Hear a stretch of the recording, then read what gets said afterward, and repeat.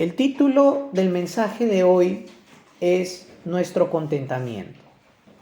¿De acuerdo? Vamos a orar primero, hermanos. Amado Señor, te pedimos que el día de hoy puedas hacer que sea expuesta fielmente y correctamente la palabra de Dios en este día. Señor, bendice y ayuda a los corazones de nuestros hermanos, que estén atentos a escudriñar y también a prestar atención a las enseñanzas espirituales de tu palabra. Oramos también por mí, Señor, para que seas tú con tu Espíritu Santo tomando control y ejerciendo ese dominio sobre mis pensamientos, sobre lo que voy a hablar. Refrena mis emociones, Señor, y ayúdame a exponer lo que se tiene que hablar. Oramos, Señor, reconociendo nuestras deficiencias y pidiendo, Señor, la ayuda poderosa de tu Espíritu Santo. En el nombre de Jesús oramos. Amén. Amén. Bien, hermanos. Yo les pregunto, ¿no? Como una breve introducción. Cuando ustedes hablan de su testimonio personal a las personas y de cómo es vivir una vida cristiana, aquellos que no conocen qué es ser cristiano, ¿qué es lo primero que les dicen? Que ser cristiano es la bendición, ¿no? ¿Les trae gran alegría y bendición a sus vidas? ¿O les dicen primero que ser cristiano les trae una gran lucha y dificultades a sus vidas, ¿no? ¿Con qué comienzan ustedes compartiendo su testimonio, ¿no? Porque hay muchos que dirán, mira, yo estoy contento de ser cristiano porque Dios me bendice, ¿no? Dios me guarda, me cuida. Otros dicen, yo estoy contento de ser cristiano porque Dios me muestra en cada aflicción que Él está conmigo. Bueno, no necesariamente el hecho de ser cristiano y que tú estés contento sea que solamente todo te vaya bien o que todo te vaya mal, ¿no? Siempre el cristiano va a tener muchas razones por las cuales estar contento, tanto en los bienes que recibe, ¿no? y las misericordias de Dios, como en medio de las aflicciones también encuentra contentamiento en su Señor, ¿no? En nuestro Señor Jesucristo. Y les digo esto porque ¿se acuerdan de que cuando José se revela a sus hermanos, les dice, no, yo soy José, yo estoy vivo, ¿cómo está mi papá? Y después de todo esto lo traen a su padre, ¿verdad? Traen a Jacob de Canaán a Egipto, ¿no? Y cuando llega, pues se reencuentran y José, como buen gobernador, trae a su padre y a sus principales hermanos mayores delante de la presencia de Faraón. Y cuando Faraón se acerca a Jacob y busca la bendición de Jacob, ¿no? Que me bendiga, porque imagínense, José ha bendecido grandemente a Egipto porque Dios está con José, ¿no? Y yo pues quiero una bendición incluso de su hijo predilecto, pero más del patriarca de fe, ¿no? Jacob. Entonces se acerca, ¿no? Y en Génesis 47, ya, el versículo 7 en adelante dice, José llevó también a Jacob su padre a la presencia del faraón para presentárselo y Jacob bendijo a Faraón, ¿no? Lo bendijo. Versículo 8, el faraón le preguntó a Jacob, ¿no? Como cualquiera, él le dice, ¿cuántos años tienes de vida? ¿No? Un poquito, quiero saber cómo se siente ser bendecido por Dios, ser realmente un creyente, ¿no? Porque en aquella época pues todavía el término cristiano no estaba.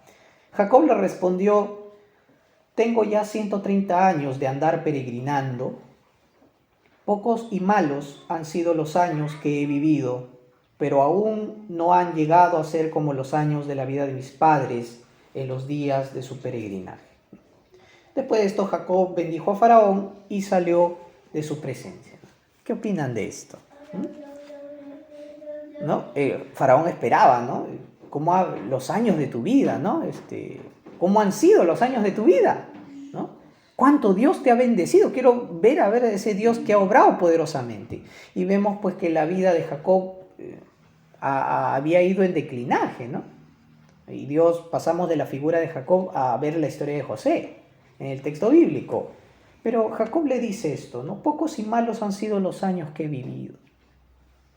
Ah, qué tan malo es servir a un Dios bendito, ¿no? Es que yo veo en José, Dios lo ha bendecido y me dices tú que es pocos y malos años han sido los que has caminado con el Señor.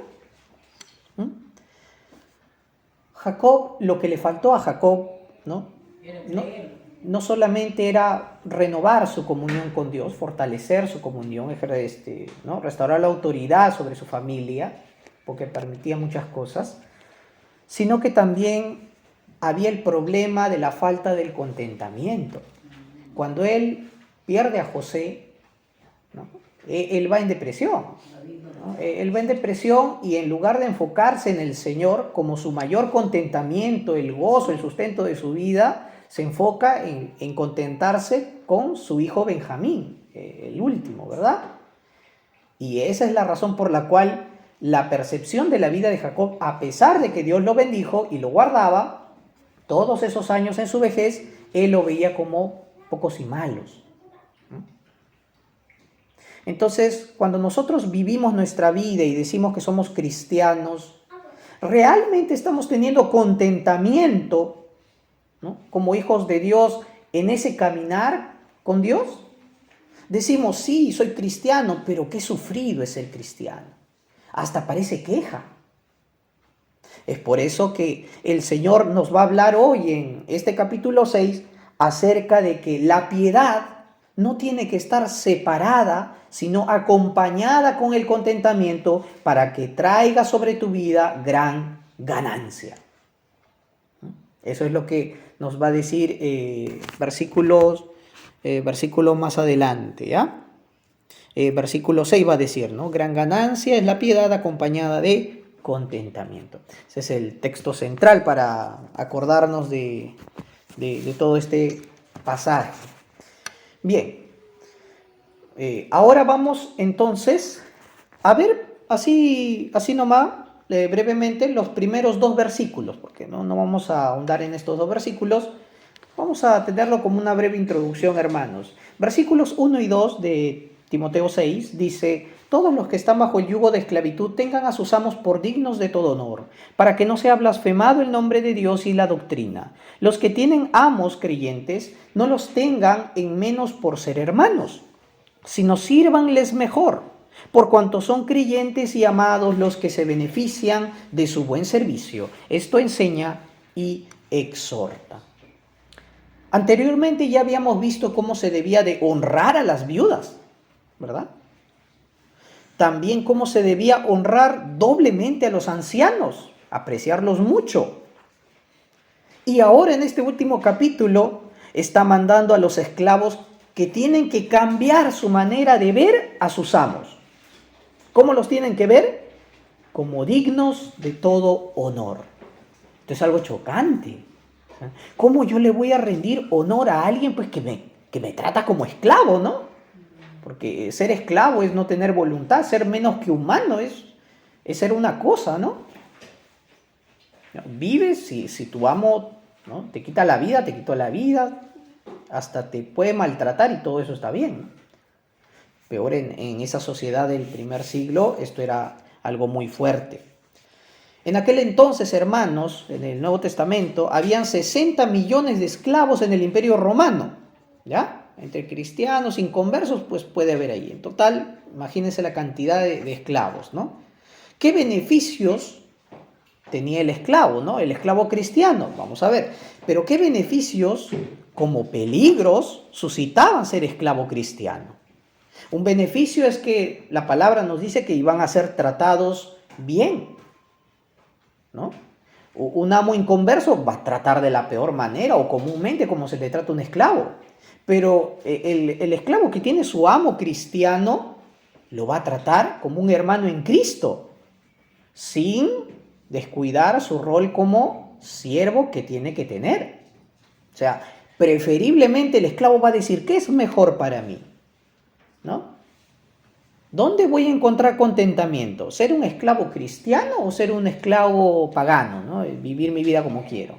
Entonces, por eso muchos adoptaron el cristianismo, pues, justamente por los beneficios y el contentamiento material que recibían. Pero había un peligro también en esto, ¿ya? Porque por un lado el esclavo podía llenarse de orgullo y decir, como yo soy salvo, soy libre en Cristo Jesús, y mi amo pues no, es cristiano, es salvo, entonces no es que él me humille, estamos a la par, ¿no? Y lo que pasa es que comienza a menospreciar a su amo, ¿no? Y lo sirve de manera fingida, ¿no? Se llevan bien todo, pero está un corazón humilde en la casa, pero va a los cultos con su esclavo y ya, levanta la cerviz. Aquí no me puedes mandar, ¿no? Aquí todos somos iguales, ¿no? Y pueden guardar mucho resentimiento e ira y encaminarlos a mal. Por otro lado, ¿ya? Y podían exigir, pues, ¿no?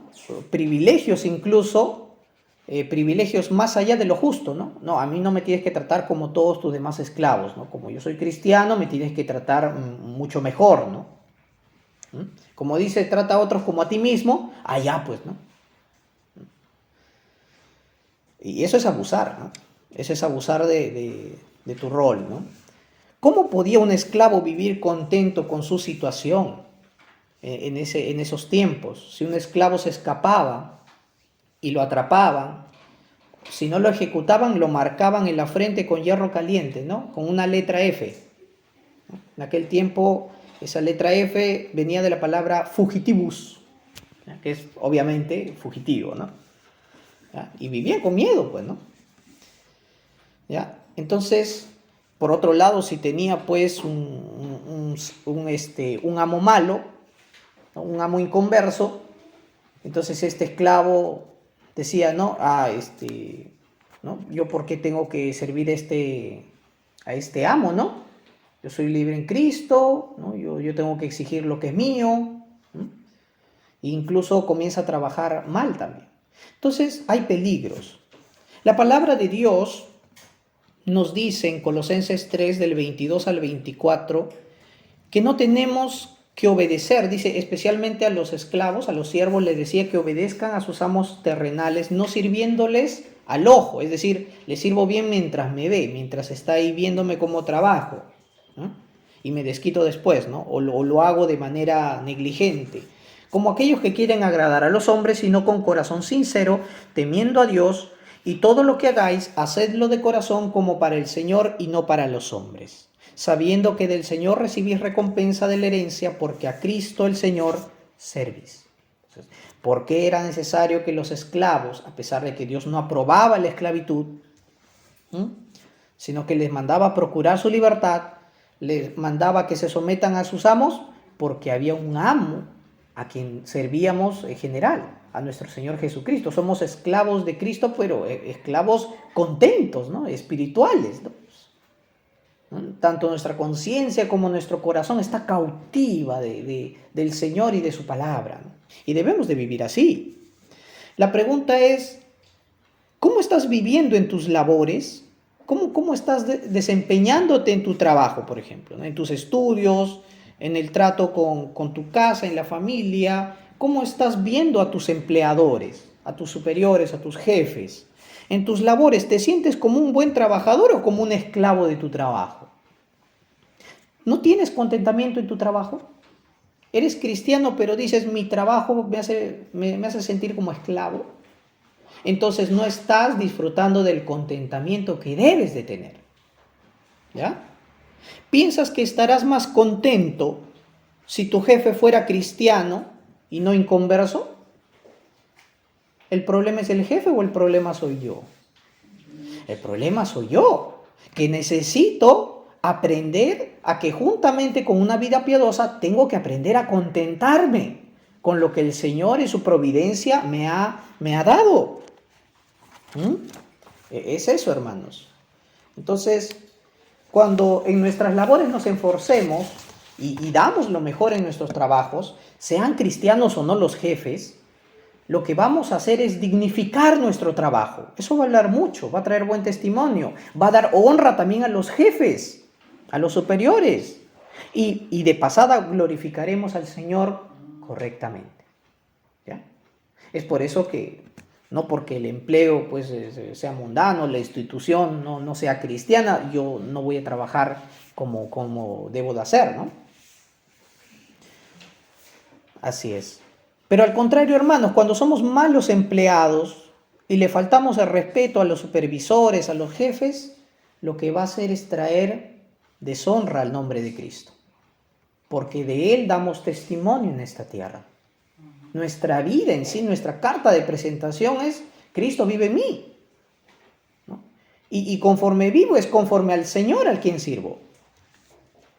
Ahora vamos a entrar, hermanos, al texto a desarrollar del versículo 3 hasta el 10. Y vamos a dividirlo en dos partes, ¿de acuerdo?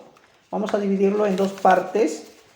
La primera parte, que es del versículo 3 al 5, vamos a hablar acerca de el problema de no contentarse con la sana doctrina, ¿ya? Y el segundo punto vamos a tocar desde el versículo 6 hasta el 10, ¿ya? Que va a tratar acerca de lo que nos trae gran ganancia. Bien. En la primera parte, hermanos, del versículo del 3 al 5, Pablo va a hablar a Timoteo diciéndole primero que si alguno enseña otra cosa y no se conforma a las sanas palabras de nuestro Señor Jesucristo y a la doctrina que es conforme a la piedad, está envanecido, nada sabe, delira acerca de cuestiones y contiendas de palabras, de las cuales nacen envidias, pleitos, blasfemias, malas sospechas, disputas necias de hombres corruptos de entendimiento y privados de la verdad, que toman la piedad como fuente de ganancia. Apártate de los tales, ¿no? Apártate de ellos. Y vemos algo acá, hermanos, que nos dice que si alguno enseña algo que no es conforme a la piedad, a la doctrina de la piedad, mira.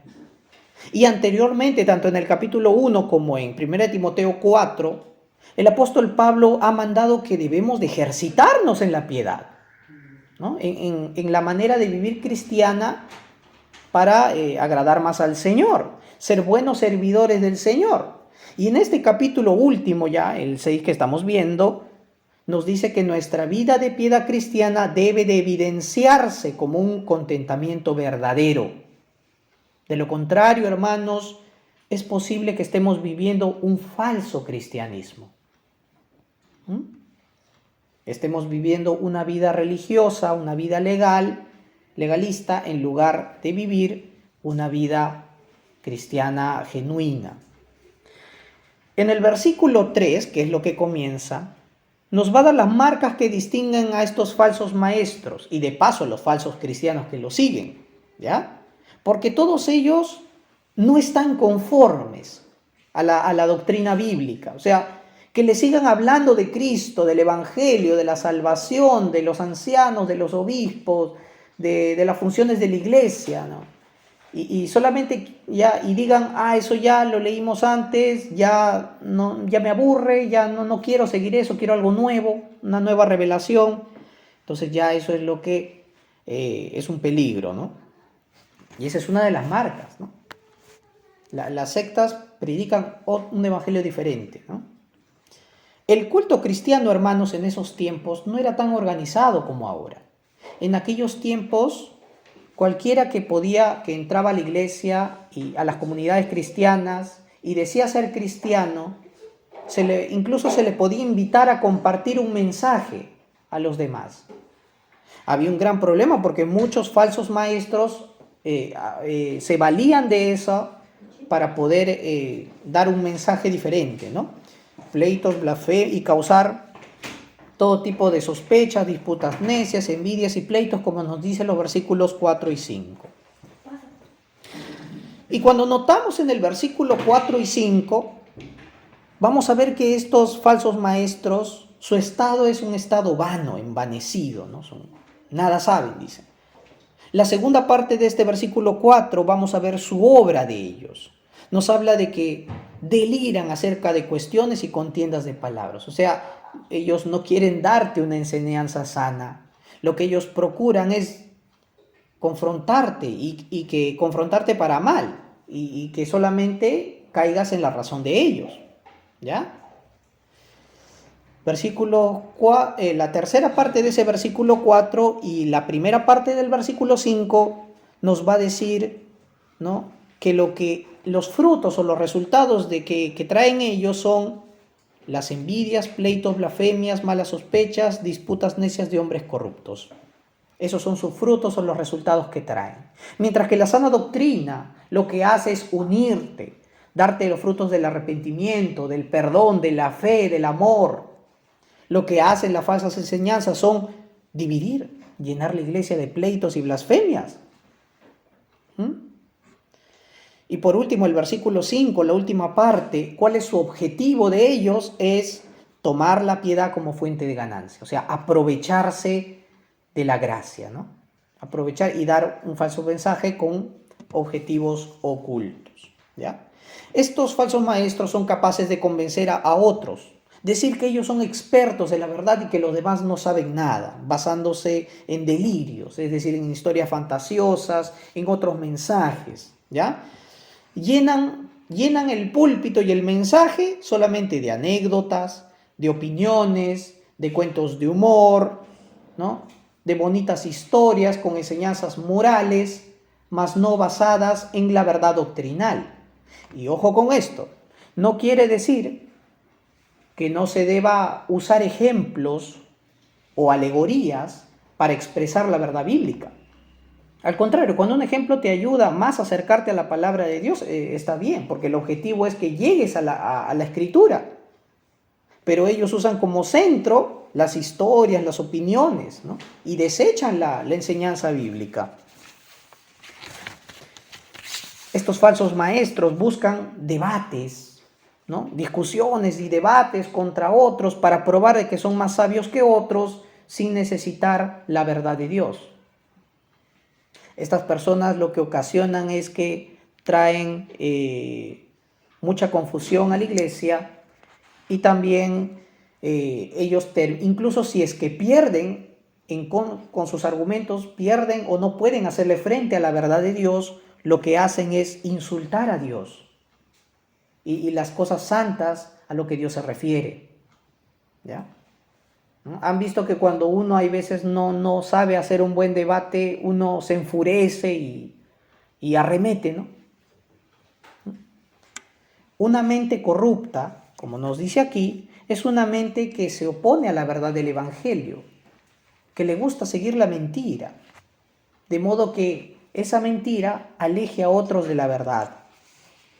Muchos hermanos van a decir que sus enseñanzas son más altas y mejores que las enseñanzas bíblicas y van a decir, uy, como mi enseñanza es secreta, es especial, tienes que pagarme, pues, ¿no?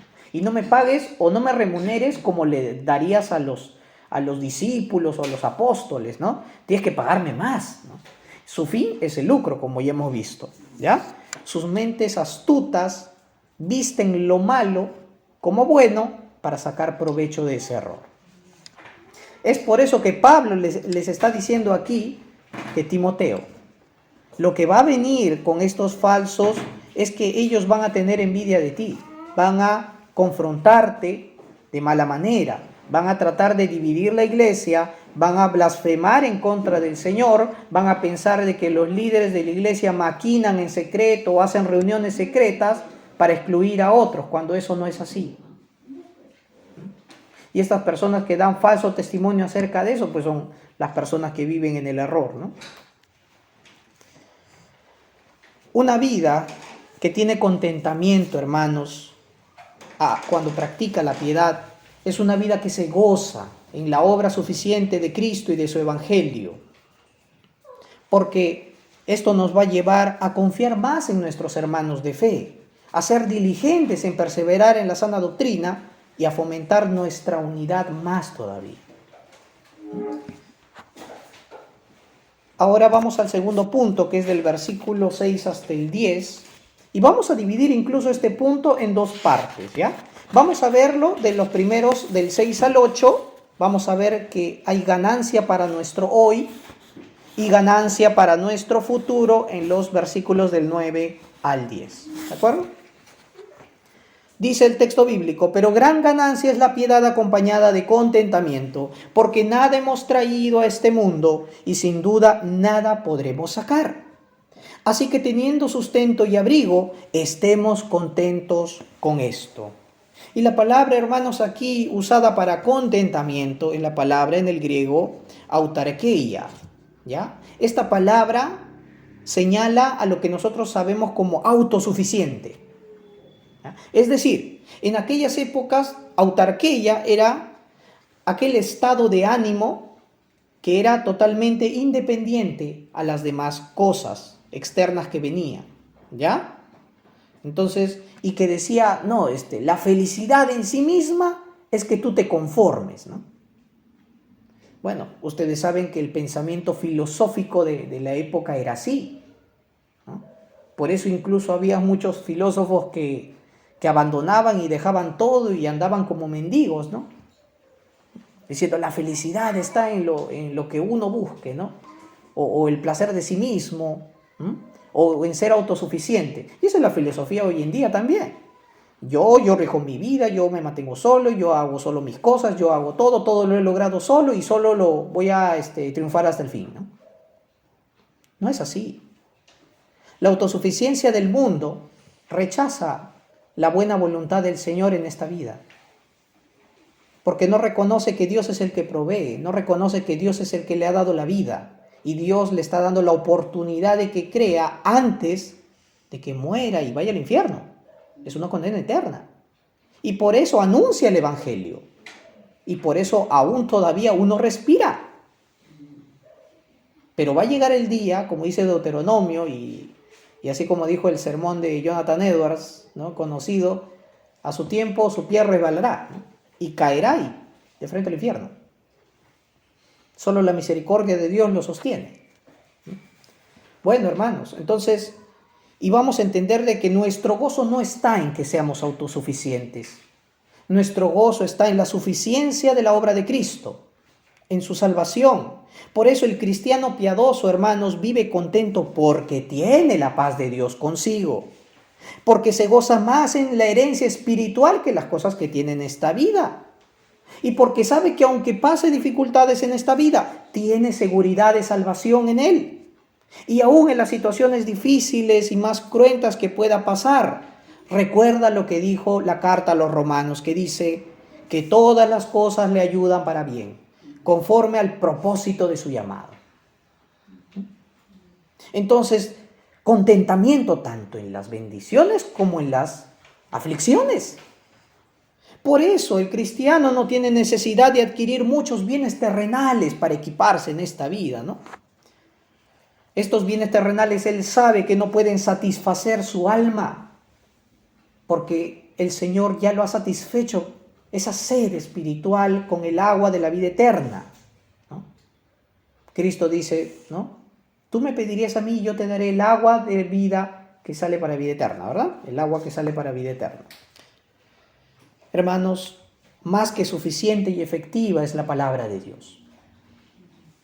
Es por eso que la ganancia que tenemos para nuestro hoy está en el Señor.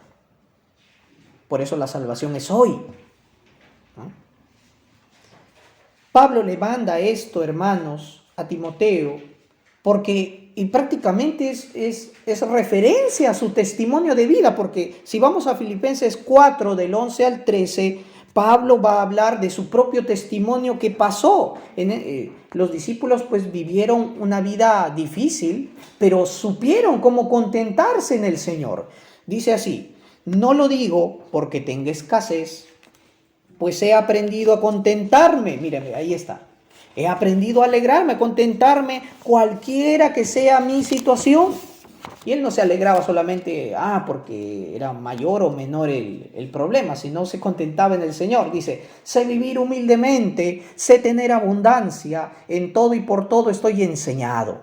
Así para estar saciado como para tener hambre, así para tener abundancia como para padecer necesidad. Todo lo puedo en Cristo que me fortalece. Amén. Entonces, hermanos, para nosotros es un reto tener contentamiento en estos últimos tiempos en el Señor.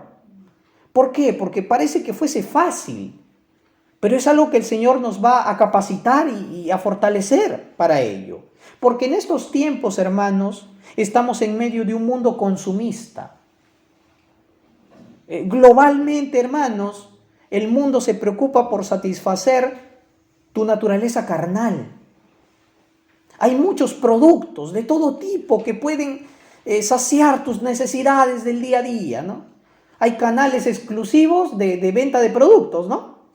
24 horas al día, ¿no? Repiten los productos, ¿no? Llama ya, te damos este producto y te va a hacer la vida más fácil, va a limpiar mejor la casa. Y si llamas ya, te damos otro de regalo, ¿no? Y si compras 2, te damos 4 incluso de oferta, ¿no? Entonces, hermanos, en este mundo está ocupado en nutrir nuestra falta de contentamiento espiritual. Y eso es un gran peligro, porque no nos damos cuenta, es algo sutil. Y hemos cantado, Señor, líbrame de la tentación sutil, que ni siquiera me doy cuenta.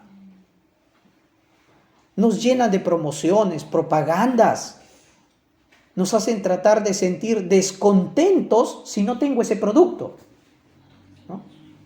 Como dicen, tanto es el marketing, la publicidad que te genera una necesidad, ¿verdad? Y te hace desear tener mucho más de lo que tú necesitas. Hermanos, cuando ya perdemos el contentamiento en el Señor y el contentamiento lo atribuimos a un bien material, ya de verdad estamos perdiendo esta gran bendición hoy. Por eso enseñemos a la familia, a la iglesia, a los hermanos, a todos, a contentarnos en el Señor. De verdad que nuestro contentamiento sea el Señor Jesucristo, los bienes espirituales, la esperanza en el cielo, la palabra de Dios en la tierra, la oración, las prácticas y disciplinas espirituales, los medios de gracia, todos ellos. Como última parte de este punto, vamos a ver que tenemos ganancia no solamente para ahora, sino para un futuro eterno. Versículos 9 y 10. Porque los que quieren enriquecerse caen en tentación y lazo y en muchas codicias necias y dañosas que hunden a los hombres en destrucción y perdición. Porque la raíz de todos los males es el amor al dinero, el cual codiciando algunos se extraviaron de la fe y fueron traspasados de muchos dolores. Versículos 9 a 10 nos alerta de cambiar el amor a Dios por el amor al dinero. Y que por amar algo o alguien que no es Dios, perdamos la herencia celestial. Con el dinero, hermanos, el dinero en manos de la persona correcta cambia las cosas. El dinero en las manos de un cristiano genuino, ese dinero va a ayudar para el bien de muchos y para la gloria de Dios. Pero el dinero en manos de un inconverso, por muy buena persona que sea, va a servir para muchos motivos egoístas y malos deseos. Porque con el dinero podemos fingir ayudar a alguien, pero lo que queremos es acrecentar nuestro ego, ¿no? Responder a la petición, pero ser retribuidos en fama. El amor al dinero es fácil que nos lleve a malas prácticas, porque vas a anhelar más y más, vas a caer en la codicia. Al final, esto va a traer gran dolor, gran sufrimiento por los tipos de medios que has usado, ¿no? Vas a ser esclavo del pecado, esclavo del dinero.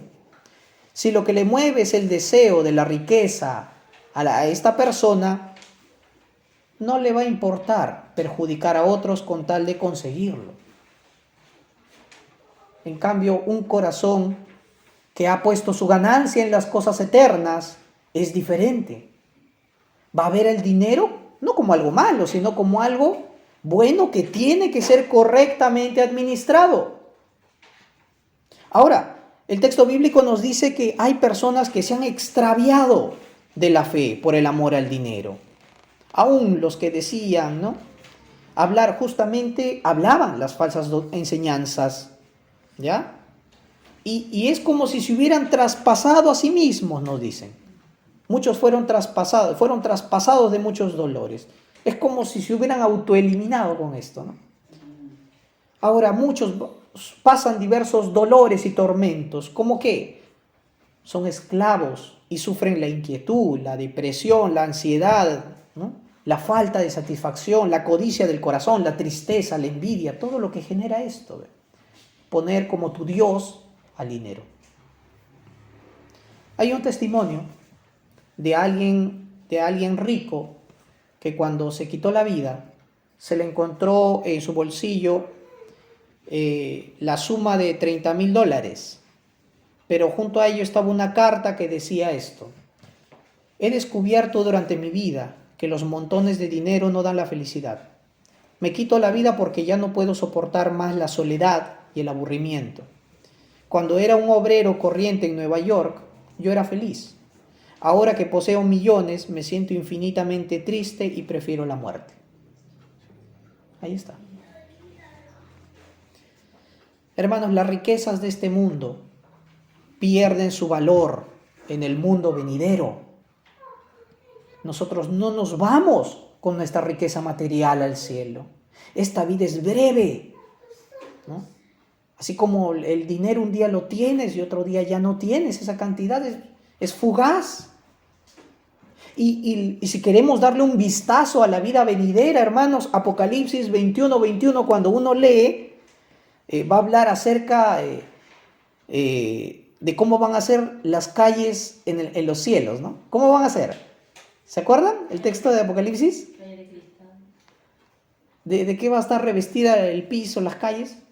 De oro. De oro. Y el oro, por lo cual muchos pierden la vida en esta tierra, Dios lo usa para que tú la pises. Como pavimento en la calle. Ahí está.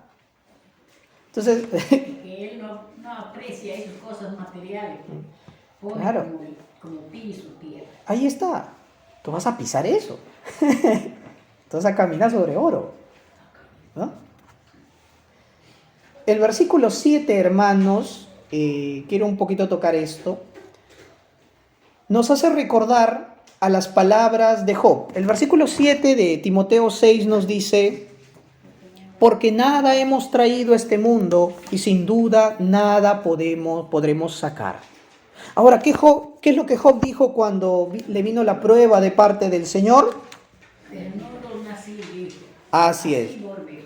Desnudo salí del vientre de mi madre, desnudo volveré allá. Jehová dio, Jehová quitó. Sea el nombre de Jehová bendito.